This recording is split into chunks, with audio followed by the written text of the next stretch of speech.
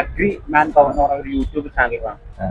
ഇപ്പൊ ഞാൻ നിങ്ങളെ കാണാൻ വേണ്ടി വന്നത്, നമ്മള് ഈ കഴിഞ്ഞ ദിവസം ഗൾഫിൽ CJP എന്ന് പറയുന്ന കോർപ്പറേറ്റ് ജനതാ പാർട്ടി നടത്തിയ ഒരു വലിയൊരു സമരമുണ്ട്. ആ സമരത്തിന്റെ ഭാഗമായി ആ സമരവുമായി ബന്ധപ്പെട്ട് അതിനെ നല്ലൊരു രീതിയിലേക്ക് എത്തിക്കാൻ കഴിഞ്ഞത് എല്ലാവരുടെയും സപ്പോർട്ടാണെന്നാണ് സാർ പറയുന്നത്. അതെ, ഇടതുപക്ഷ പ്രസ്ഥാനത്തിന്റെ അതിശക്തമായ സപ്പോർട്ട്. ഇതിനു മുമ്പ് കർഷക സമരം നടത്തിയത് ഇടതുപക്ഷ സംഘടന. ആ സമരവും വിജയത്തിൽ എത്തിച്ചു. പക്ഷെ കേന്ദ്ര ഗവൺമെന്റ് ആ അഗ്രിമെന്റ് നടപ്പാക്കില്ല. വളർന്നു വരണം.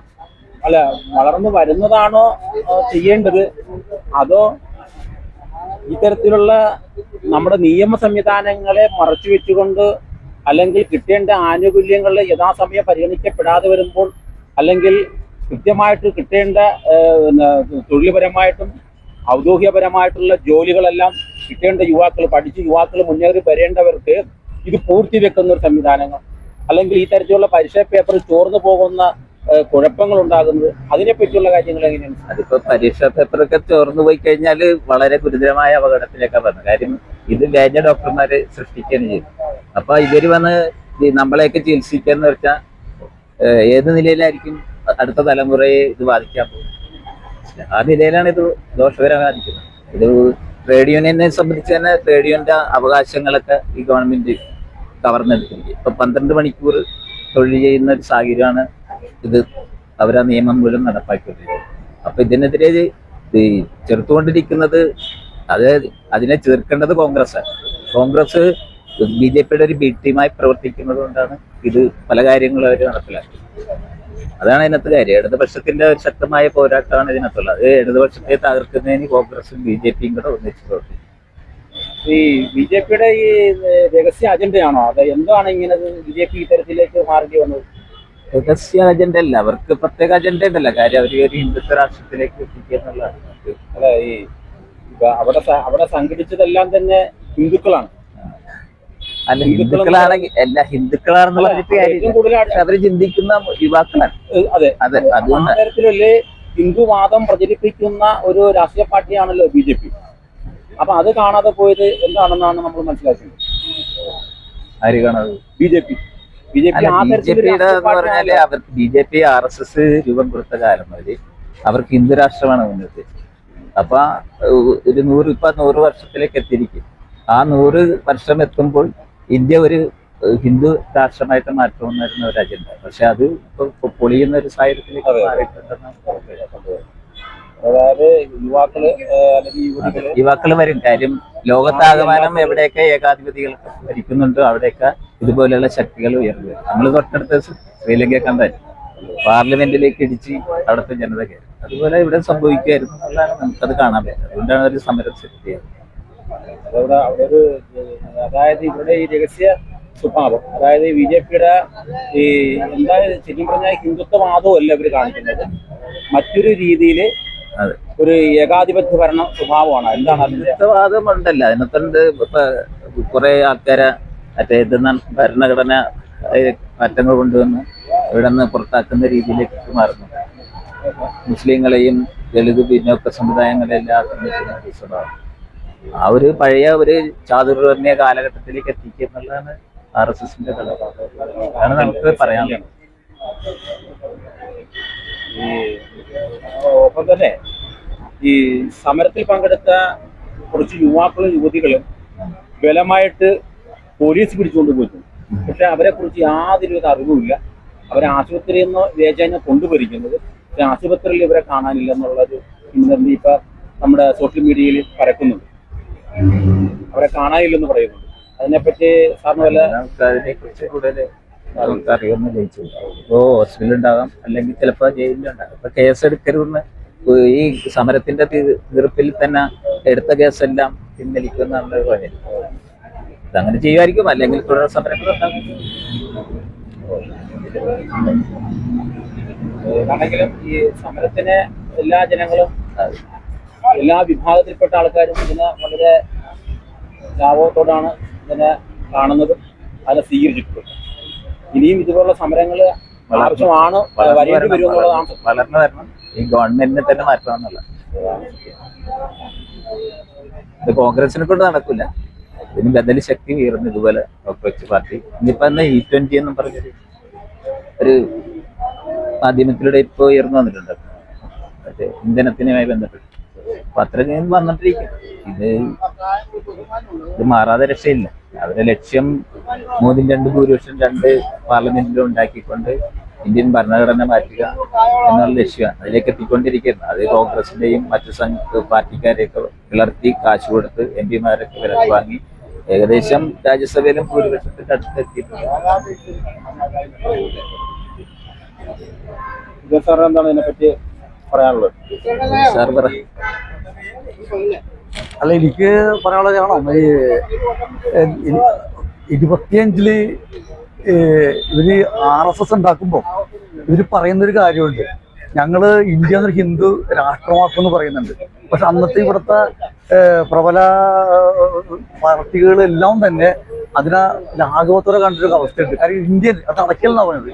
പക്ഷെ 85 വർഷം കഴിഞ്ഞപ്പോൾ അവർ പാർലമെന്റിൽ പതിച്ചെന്നുള്ളതാണ്. ഒരു കൃത്യമായിട്ട് അജണ്ട. അവർ 100 വർഷം പരിശ്രമിച്ചതിന്റെ ഭാഗമായിട്ടാണ്. കാരണം 2 സീറ്റ് എന്നാണ് അവർ ഇത്രയും സീറ്റ് നേടി ഇന്ത്യ ഭരിക്കുന്നത്. അപ്പൊ എനിക്ക് പറയാനുള്ള കാര്യം എന്ന് പറഞ്ഞാൽ, നമ്മളിപ്പോ പലതരത്തിലുള്ള വ്യത്യസ്ത അഭിപ്രായങ്ങളുള്ള ആൾക്കാരാണ്, വ്യത്യസ്ത രാഷ്ട്രീയമുള്ള ആൾക്കാരാണ്. പക്ഷെ ഈ ഹിന്ദുത്വവാദികളെ എതിർക്കുന്നതിന് വേണ്ടി നമ്മൾ അഭിപ്രായം വ്യത്യാസങ്ങളൊക്കെ പോലും ഒരുമിച്ച് നിന്നുകൊണ്ട്, ഇവിടുത്തെ എല്ലാ പാർട്ടികളും ഒരുമിച്ച് നിന്നുകൊണ്ട് ഫൈറ്റ് ചെയ്താൽ മാത്രമേ നമുക്ക് ഹിന്ദുത്വത്തിനെതിരായിട്ട് നിൽക്കാൻ പറ്റുള്ളൂ. കാരണം ഇപ്പൊ ഈ ഒരു സാഹചര്യത്തിൽ തീർച്ചയായിട്ടും മോദി പതറിയിരിക്കണേ. അതിന് ഇവിടുത്തെ കുറച്ച് പ്രസ്ഥാനങ്ങളും വളരെ ത്യാഗങ്ങളും ജീവനൊക്കെ കൊടുത്തിട്ടുണ്ട്. അംബേദ്കർ പ്രസ്ഥാനങ്ങൾ എല്ലാം കൂടി യോജിച്ചോണ്ട് കൃത്യമായിട്ട് എന്ന് നമ്മുടെ ഏറെക്കും പറഞ്ഞൊരു വലിയൊരു പ്രസ്താവനയുണ്ട്, അംബേദ്കർ ഫോട്ടോ ഉയർത്തിപ്പിടിച്ചുകൊണ്ട്. മനസ്സിലായ? അപ്പൊ നമ്മളെല്ലാം ആ രീതിയിലേക്ക് വരികയും ഹിന്ദുത്വത്തിൻ്റെതായിട്ട് നമ്മൾ ഫൈറ്റ് ചെയ്യുക എന്നുള്ളതാണ് നമ്മൾ ഇപ്പോഴത്തെ ആവശ്യം, യുവാക്കളുടെ ആവശ്യം. അതുകൊണ്ട് നമ്മൾ ഇത്തരം വളർന്നു വരുന്ന ഈ ജനസികളുടെ സമരത്തിന് നമ്മൾ പിന്താങ്ങുക എന്നുള്ളതാണ്, അവരൊപ്പം നിൽക്കുക എന്നുള്ളതാണ് എനിക്ക് പറയാനുള്ള കാര്യം. സാറിന് ഇതിനെപ്പറ്റി, ഈ ഒരു വിഷയത്തെ പറ്റി എങ്ങനെയാണ് സാർ ഇതിനെ കാണുന്നത്? എങ്ങനെയാണ് നമ്മുടെ ഈ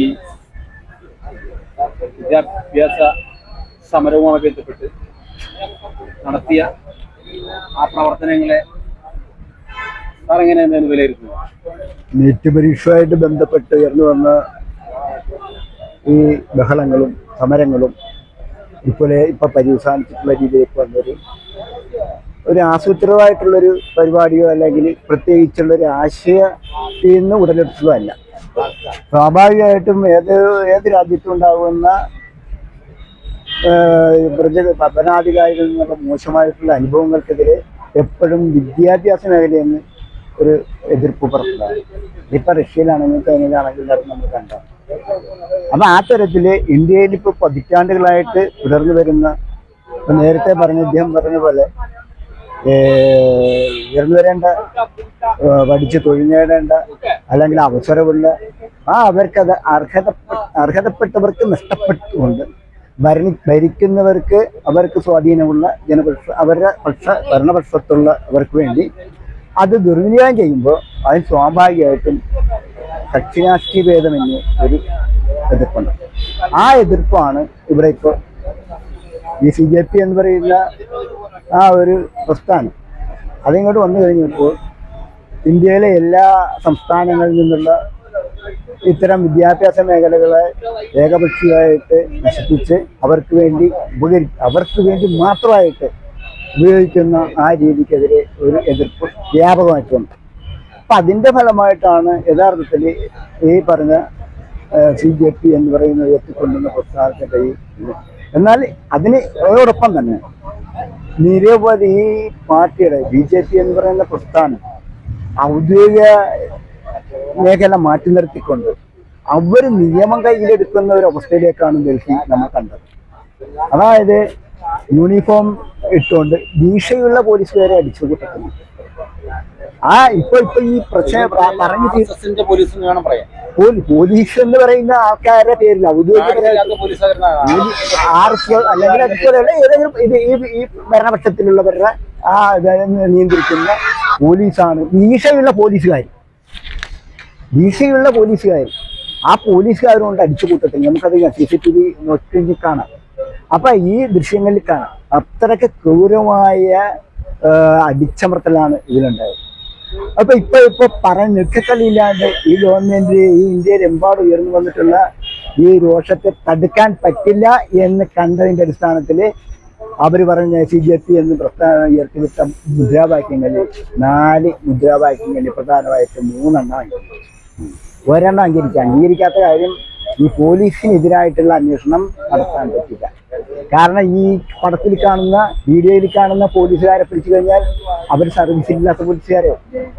അത് തന്നെ ഈ പറഞ്ഞ ഇങ്ങനെയുള്ള ജനാധിപത്യ പ്രവർത്തനങ്ങൾ, ജനാധിപത്യ പോരാട്ടങ്ങൾ, ഈ ഇങ്ങനെയുള്ള നെറുകേട് കാണിച്ച് അടിച്ചമർത്തുന്നതിലൂടെ നമ്മുടെ രാഷ്ട്രത്തിന്റെ ഭാവി തന്നെയാണ് യഥാർത്ഥത്തിൽ പണം വെക്കുന്നത്. അല്ല, ശരിക്കും യഥാർത്ഥത്തിൽ പിന്നെ BJPയുടെ ഗവൺമെന്റിൽ ഒരു പ്രതിപക്ഷം എന്ന് പറയുന്ന ഒരു പാർട്ടി നിലനിൽക്കുന്നുണ്ടല്ലോ, അവരിത് കാണാതെ പോയത് എന്താണെന്നാണ് നമ്മൾ മനസ്സിലാക്കി. പ്രതിപക്ഷ പാർട്ടി എന്ന് പറയുന്ന ഇതില് ഏകദേശമൊക്കെ അങ്ങനെ കൂടുതലൊന്നും പറയാൻ അത്രയ്ക്ക് ഇതായിട്ട് പറയാൻ പറ്റില്ല. എന്നാലും ഈ പറഞ്ഞ പ്രതിപക്ഷ പാർട്ടികൾ നേരത്തെ കണ്ടില്ലെങ്കിലും CJP എന്ന് പറയുന്ന ജെഫ്റ്റിയുടെ പ്രവർത്തനങ്ങൾ നടന്നു വന്ന അവസാന വേളയിൽ പ്രതിപക്ഷം എന്നുള്ള നിലയിൽ കോൺഗ്രസ് ഒക്കെ അതിൻ്റെതായ തരത്തിൽ സഹകരിച്ചിട്ടുണ്ട്, ആ പ്രക്ഷോഭത്തിൽ പങ്കാളികളായിട്ടുണ്ട്. അങ്ങനെ പറയാൻ പറ്റും.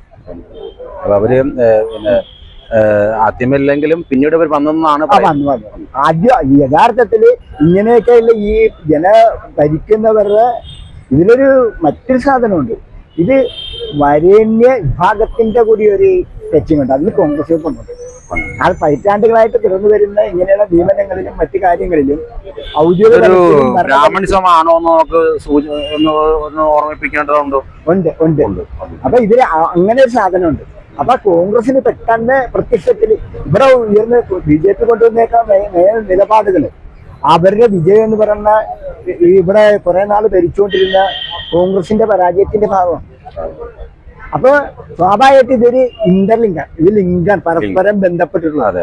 ആ ഒരു കണ്ടീഷൻ ആണെങ്കിൽ പോലും മറ്റ് സംസ്ഥാനങ്ങളിൽ നിന്ന് ഉള്ള ഒരു പ്രതികരണവും അതിന്റെ അടിസ്ഥാനത്തിൽ ഈ CJP എന്നുള്ള പ്രസ്ഥാനമായിട്ട് ചേർന്ന് അവർ ഉയർത്തിക്കൊണ്ടെന്ന മുദ്രാവാക്യം വെച്ച് സമരം ചെയ്യാനായിട്ട് ഇന്ത്യയിലെ ഇടതുപക്ഷ മതനിരപേക്ഷ കക്ഷികളുടെ എല്ലാത്തിന്റെയും സപ്പോർട്ട് ഉണ്ടായിരുന്നതാണ് പറയേണ്ടത്. അപ്പൊ അതുകൊണ്ട് ഇപ്പൊ ഏകദേശം വിജയത്തിലെത്തിയിട്ടുണ്ട് ഇപ്പൊ ഈ കാര്യത്തിൽ. പക്ഷെ ഇനിയും പല ഡിമാൻഡുകൾ ഉണ്ടെന്നാണ് പറയുന്നത്. ഇനി മാറ്റം ഉണ്ടാകുന്ന വെച്ചാൽ ഈ ഭരണം നിലനിൽക്കുന്നിടത്തോളം കാലം ഇതിലെന്ത് വേണമെങ്കിലും ഉണ്ടാക്കാം. ഇപ്പൊ ഈ തെരഞ്ഞെടുപ്പിന്റെ കാര്യം, വോട്ടർ മെഷീന്റെ കാര്യം, എന്തിന്റെ കാര്യത്തിലാണെങ്കിലും ഭരിക്കുന്ന ആരാണ് അവന്റെ അടിസ്ഥാനത്തിൽ കാര്യങ്ങൾ അങ്ങോട്ട് പോകും. അല്ലെങ്കിൽ ഒരു ശക്തമായ പ്രതിപക്ഷം ഉണ്ടാണ്. ഇത് ഇന്ത്യയെ സംബന്ധിച്ചിടത്തോളം ഇന്നൊരു ശക്തമായ പ്രതിപക്ഷം ഇല്ല.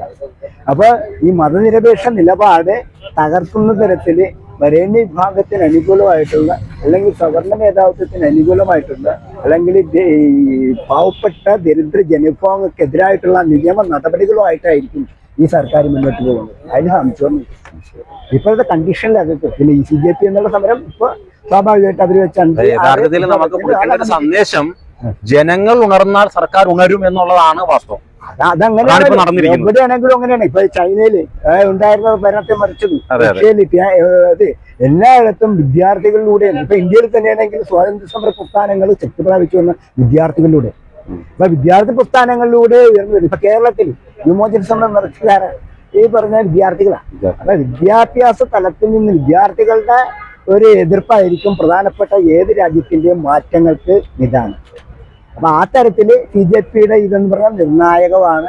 അതൊരു മാറ്റത്തിന്റെ തുടക്കം കുറിക്കലാണ്. അതാണെങ്കിൽ അത് മാറ്റം ഇന്ത്യയിലെ ഈ തരത്തിലുള്ള ഒരു മാറ്റത്തിന് വിധേയമാകേണ്ടി വരും ഗവൺമെന്റുകൾ അല്ലെങ്കിൽ അധികാരികൾ. അങ്ങനെ ഇപ്പൊ നേരത്തെ പറഞ്ഞ പോലെ ജനങ്ങൾ ശരിയായിട്ട് ഉണർന്ന് വന്നു കഴിഞ്ഞാല് ഇതിനെതിരായിട്ട് ഈ വിഭാഗത്തെയും തന്നെ ഇപ്പൊ ഈ BJP ഒക്കെ കൂടുതൽ ശക്തമാകാൻ കാരണം എന്ന് പറയുന്നത് ദൈവസങ്കല്പവും മറ്റു സാധനമൊക്കെ ആയിട്ട് ബന്ധപ്പെട്ടു. അങ്ങനെ പെട്ടെന്ന് മാറ്റി കളയാൻ പറ്റില്ല. അതുകൊണ്ട് തന്നെയാണ് ഇപ്പൊ അത് പറയുമ്പോൾ തന്നെ കമ്മ്യൂണിസം ഒക്കെ ഇവിടെ ഇംപ്ലിമെന്റ് ചെയ്യാൻ പറ്റാത്തതാണ്. കമ്മ്യൂണിസം എന്ന് പറയുന്നത് വർഗരഹിത സമൂഹവും ഉള്ളവനും ഇല്ലാത്തവനും തമ്മിലുള്ള ഒരു ഇതാണ്. അതേസമയം ഇന്ത്യയിൽ 33 കോടി ജാതികളും 33 കോടി ദൈവങ്ങളും ഉള്ളിടത്ത് ഈ 2 വർഗങ്ങളെ കൊണ്ട് വെച്ച് കഴിഞ്ഞാൽ എങ്ങനെയൊക്കെയാണ് ശരിയാകുന്നത്. അതുകൊണ്ട് തന്നെയാണ് 1920കളിൽ 1850കളിൽ സ്വാതന്ത്ര്യ സമരം ഇവിടെ കൊടുമ്പിരി കൊള്ളുന്ന സമയത്ത് ഈ നാട്ടിലെ കുറെ ഇന്ത്യയിലെ കുറെ ആൾക്കാർക്ക് വഴി നടക്കാൻ പോലും അധികാരമില്ല, അവകാശമില്ല. നേരില്ല. അതും കഴിഞ്ഞ് 1850 കഴിഞ്ഞ് 1920 വരെ ഉണ്ടാവും. 1950 വീണ്ടും 1947 99 വർഷങ്ങളോളം പിടിച്ചു. നേരില്ല. അപ്പൊ ഈ തരത്തില് ചേഞ്ച് എന്ന് പറഞ്ഞാൽ എന്നിട്ടും വന്നിട്ടുണ്ട് ഇല്ല. അപ്പൊ അവർക്ക് BJPക്ക് എന്ന് പറയുന്ന പ്രസ്ഥാനത്തിൽ ഇതിന്റെ അവരുടെ ആസ്ഥാനം എന്ന് പറഞ്ഞാൽ രാമനും സീതയും, അതായത് ശാസ്ത്രീയ ഇല്ല. കഴിഞ്ഞ ദിവസം പറഞ്ഞില്ലേ പുഷ്പവിമാനം, ഈ റൈറ്റ് സഹോദരന്മാർ പൈലറ്റ് ഇത് കണ്ടുപിടിക്കുന്നതിന് എത്രയോ മുമ്പ് ഇവിടെ പുഷ്പവിമാനം നടത്തി. അപ്പൊ ആ ശാസ്ത്രീയ എന്താ പറയാ, ഇവിടെ വലിയ എല്ലാ സ്റ്റേറ്റിലും ഈ പരമശിവരാമൻ ഇവിടെ നിന്ന് മഴ എറിഞ്ഞു കഴിഞ്ഞപ്പോൾ അവിടെ കേരളം ഉയർന്നു. അപ്പൊ കർണാടക എങ്ങനെ ഉണ്ടായി, തമിഴ്നാട് എങ്ങനെ ഉണ്ടായി, അപ്പൊ മറ്റു സംസ്ഥാനങ്ങൾ എങ്ങനെ ഉണ്ടായി? അതിലാണ് വിശ്വാസം. വിദ്യാഭ്യാസം ഉള്ളവൻ, അതായത് സാറ്റലൈറ്റ് ഇവിടെ ഇരുന്ന് നിയന്ത്രിക്കുന്ന ബഹു കിലോമീറ്ററുകളോളം അകലെയുള്ള സ്ഥലത്തിരുന്ന് നിയന്ത്രിക്കുന്ന ഇവിടെ ആ നിയന്ത്രിക്കുന്നവർ എന്താണ്? ഈ രാമന്റെയും പരശുരാമന്റെയും ഇതിഹ്യമല്ലേ. അതാണ് ഇവിടെ സത്യം ഉള്ളത് പറഞ്ഞു കഴിഞ്ഞാല് എതിർക്കുകയും ഉള്ള നാസ്തികതകളെ എതിർക്കുകയും ഇല്ലാത്ത ഐതിഹ്യവും വിശ്വാസങ്ങളെ ഉയർത്തിക്കൊണ്ടിരിക്കും. അതുകൊണ്ട് തന്നെ പറയണത് അയ്യപ്പൻ ശിവൻ മഹാവിഷ്ണുവില് രാമൻ തോന്നിക്കഴിഞ്ഞപ്പോൾ ശിവന് അങ്ങനെ അവര് ബന്ധപ്പെട്ടു. കാമിനി രൂപം കൊണ്ട് ബന്ധപ്പെട്ടു, ലൈംഗിക ബന്ധത്തില് ഏർപ്പെട്ടു. അങ്ങനെ മഹാവിഷ്ണു പ്രസവിക്കുന്നതിന്റെ അവിടെ തുടങ്ങി വരും അയ്യപ്പൻ ജനിച്ചു കേട്ടോ. ഈ വിശ്വാസം ഉള്ളതിനേക്കാൾ കൂടുതൽ എത്രത്തോളം വിദ്യാഭ്യാസമുള്ള ഡോക്ടർ പോലും അതാണ് വിശ്വസിക്കുന്നത്. അപ്പൊ ആ ഒരു സാധനമാണ് ഇന്ത്യയിൽ അതുകൊണ്ട് പെട്ടെന്ന് ഇത് തേച്ചു മാറ്റി കളയാൻ പറ്റൂല. ഇത് വളരെ ചേഞ്ച് ആവും. കൂടുതലാരാണ് ഒരു കഥയുണ്ടല്ലോ, മണ്ടന്മാരുടെ ഇടയ്ക്ക് കുറെ ബുദ്ധിമാന്മാരുടെ ഇടയ്ക്ക് ഒരു മണ്ടൻ സുന്ദരമായിട്ട് ജീവിക്കാം, പക്ഷെ കുറെ മണ്ടന്മാരുടെ ഇടയ്ക്ക് ഒരു ബുദ്ധിമാന് ജീവിക്കാൻ പറ്റൂല. ഇതാണ് ഇന്ത്യ. അപ്പൊ ഇന്ത്യയാണ് സ്വാഭാവികമായിട്ട് അങ്ങനെ. അതുകൊണ്ട് ഇത് പിന്നെ ഇതെന്തൊക്കെയാണെങ്കിലും അതിന്റെ ഒക്കെ നിലവാരം നമ്മുടെ നാട്ടില് അത്തരത്തില് സാറ് പറയുന്ന തരത്തിലുള്ള ആചാരങ്ങളും അനുഷ്ഠാനങ്ങളും ഉണ്ടായിരുന്ന ഈ കേരളത്തിൽ എന്തെല്ലാം ആചാരങ്ങൾ ഉണ്ടായിരുന്നു, അതെല്ലാത്തിനും നമ്മൾ തച്ചുടച്ചാണ് ഇപ്പൊ നമ്മൾ ഇന്ന് നിൽക്കുന്ന ഈ ഒരു അത് ആചാരങ്ങളെ എതിർക്കുമ്പോഴാണ് നവോത്ഥാനം പുരോഗതി എന്ന് പറയുന്നത്. ഇപ്പൊ സതി നിരോധിച്ചില്ലേ, അവർ വേണം. ഇപ്പൊ പറയുന്നത് എന്താ? ആചാരങ്ങളെ തൊടാൻ പാടില്ല. ആചാരങ്ങളെ നിഷേധിക്കുന്നതാണ് പുരോഗതി. ആചാരങ്ങളെ തൊടാൻ പാടില്ല, ആചാരപ്രകാരമായ നിക്ഷേപിക്കുന്ന പൊന്നും പണവും മുക്കുകൊണ്ടോ അല്ല എന്തും ആയിക്കോട്ടെ അതൊക്കെ എടുത്തോണ്ട് പോകാം. ആചാരങ്ങൾ നിലനിൽക്കണം എന്നുള്ളതാണ് ആഗ്രഹം. അപ്പൊ ആചാരങ്ങൾ എന്നാ ഈ ഇവർക്ക് അനുകൂലമായിട്ടുള്ള ആചാരങ്ങളെ എതിർക്കുകയും അതല്ലാത്ത മറ്റു വിഭാഗങ്ങൾക്ക് ദോഷം വന്ന സാഹചര്യത്തിലുള്ള.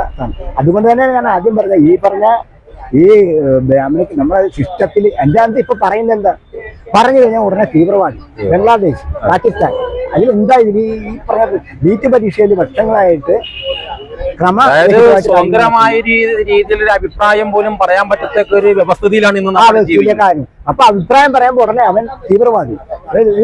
ഈ പാകിസ്ഥാനിലേക്ക് പോകും, അവിടെ പോയി ഇവിടെ പറയാം ഇത് അത്രക്ക് മോശം, ഇത്രക്ക് മോശം രീതിയിലേക്കാണ് യഥാർത്ഥത്തിൽ. അത് നമ്മളെ ഇതുമായിട്ട് ബന്ധപ്പെട്ടല്ല. എന്നാലും ഞാൻ പറയും, ഈ ചൈനയിലൊക്കെ ഉണ്ടല്ലോ, ചൈനയിലെ വിദ്യാർത്ഥികള്, ചൈനയിലാണ് ലോകത്തെ ഏറ്റവും കൂടുതൽ ദൈവവിശ്വാസികളില്ലാത്തൊരു പ്രദേശമാണ് ചൈന. വളരെ 0.0 നമ്പറല്ലേ ഈ ദൈവവിശ്വാസി.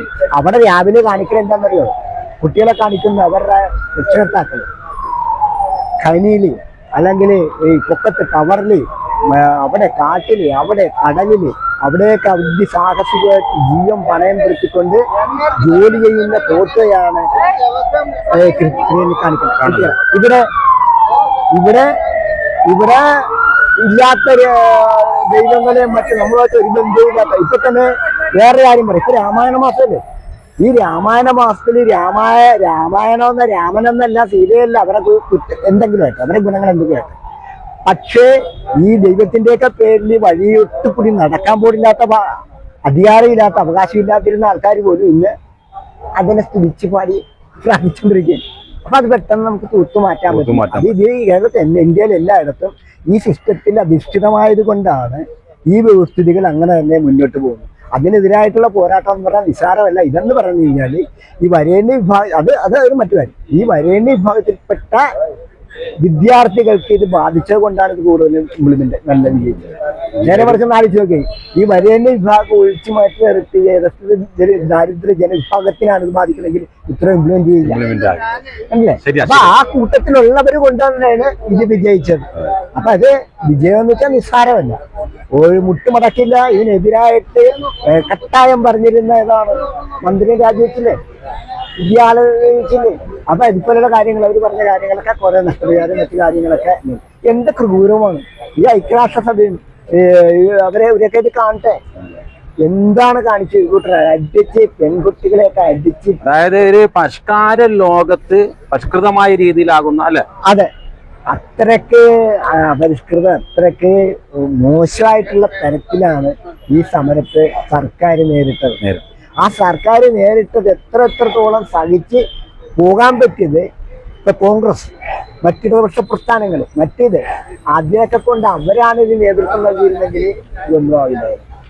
ഇതെന്ന് പറയുന്നത് യുവാക്കളുമായിട്ട് ബന്ധപ്പെട്ട് ഈ CJP എന്ന് പറയുന്ന പ്രസ്ഥാനത്തിൽ ഉരുത്തിരിഞ്ഞു വരുന്ന ആ കൂട്ടായ്മക്കാണ് ഈ വിജയം. അവരെ മറ്റുള്ള എല്ലാവരും സപ്പോർട്ട് ചെയ്തു. ആ സപ്പോർട്ട് ചെയ്തതിലൂടെ അവരുന്നയിച്ച കുറെ ആവശ്യങ്ങൾ നിറവേറ്റാൻ കഴിയും. അത് തുടർന്നു കൊണ്ടുപോകണേന് ഈ ജാഗരൂകരായിട്ട് തന്നെ മുന്നോട്ട് പോകുകയാണെങ്കിൽ ഏകദേശം ഇതിനൊക്കെ അടിത്തറയിലാകും. Okay sir, thank you. ഏതാണ്ട് നമ്മുടെ വീഡിയോയുടെ അവസാനിപ്പിക്കും.